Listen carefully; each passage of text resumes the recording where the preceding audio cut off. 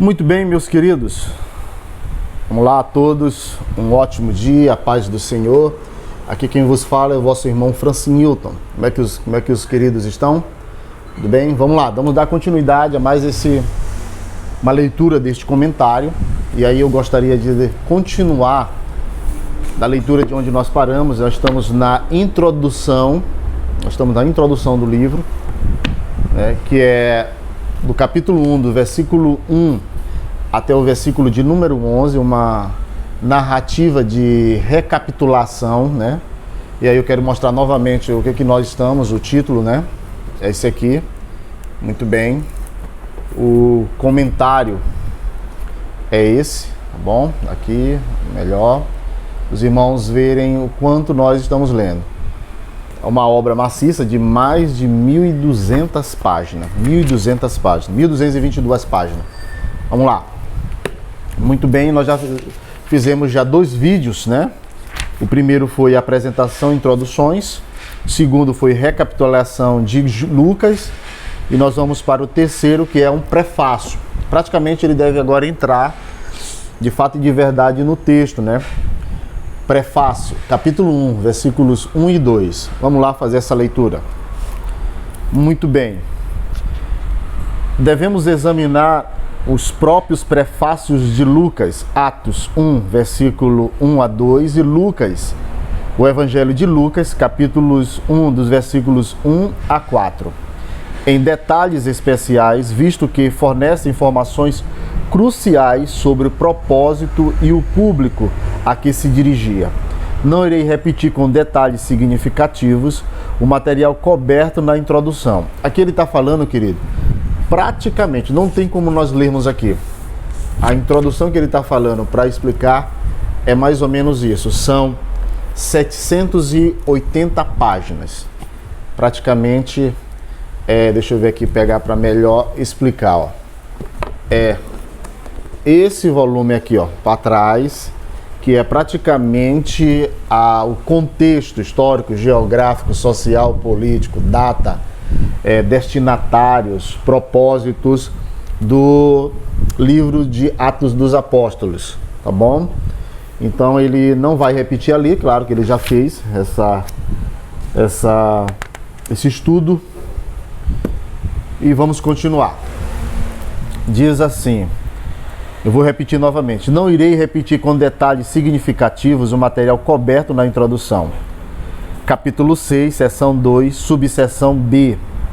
Aqui ele está dando as referências praticamente da parte introdutória, viu? E aí ele fala a relevância de Lucas, do capítulo 1, do versículo 4, para a natureza da historiografia de Lucas. Fecha parênteses. Muito bem. A parte A. Ele praticamente subdividiu o prefácio na parte A e parte B. Bora lá. Um prefácio normalmente não consumia toda a seção introdutória de uma obra. Por exemplo, Políbio tem um prefácio de abertura, mas todos os 2 primeiros volumes da sua obra, que originalmente tinha 39 volumes, constitui a sua introdução. Embora os estudiosos tenham inferido vários gêneros para a obra de Lucas com base na linguagem do prefácio, e a maioria das suas características poderia abranger vários gêneros, as características do gênero que mais se aproximam são as esperadas em uma obra de história. E aí ele pede para nós também vermos um estudo mais completo no capítulo 3 e 6 da introdução. Os prefácios de autores cultos seguem convenções retóricas típicas. Os historiadores gregos utilizavam temas dos prefácios de Heródoto e Tucídides, incluindo o elogio da história, a declaração de imparcialidade e o valor permanente do assunto. Eles usavam alguns dos seguintes topoi comuns nos seus prefácios, alguns dos quais Lucas também usa. E aí ele vem dar praticamente um exemplo de como esses escritores gregos faziam, viu, querido? Então, praticamente aqui, tá bom? Esse aqui, tá? Muito bem. Eu vou ler para os irmãos. O primeiro é pedidos e dedicatórios. Segundo, desculpas pelo estilo abaixo do padrão. Discussão da utilidade da história. Breve discussão sobre predecessores, muitas vezes negativamente.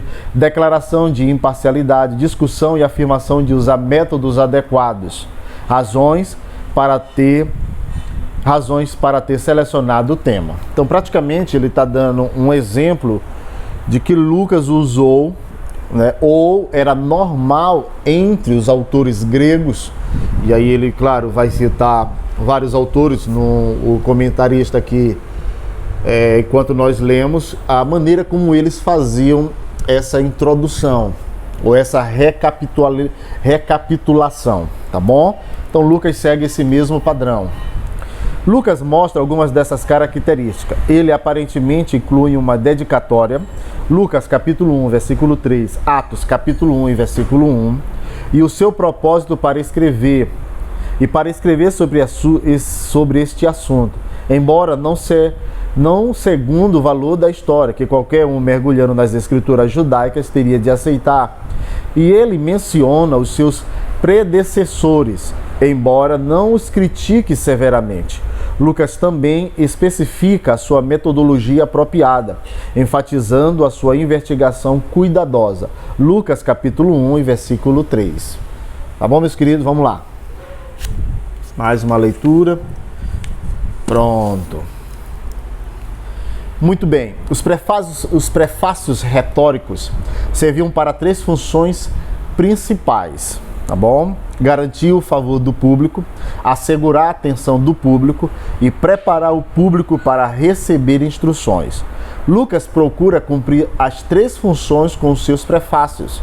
Os historiadores podiam omitir prefácios completos quando o assunto era suficientemente conhecido do público ideal, a ponto de não ser necessária a explicação detalhada.